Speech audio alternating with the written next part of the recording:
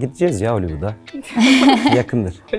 Yani ben sınavdan çıktım, sete gittim, araba parçaladım. Cam bardakta çay içebiliyorum onun sayesinde. Normalde karton bardakta içiyorum sette. Onun haricinde Güzel projeler. aldırdım seni. Sen önce git, sonra beni aldır. Halledeceğiz. Sena ile bir de bir araya geldiklerinde çok zor bir hayat geçiriyorum o zaman. Yani çok kötü oluyor yani. Allah'ım, aynı sene ödül alıyoruz beraber falan. İnanılmaz sevindim. Onunla oynarken zevk alıyorum yani. İyi oyuncu diyeyim.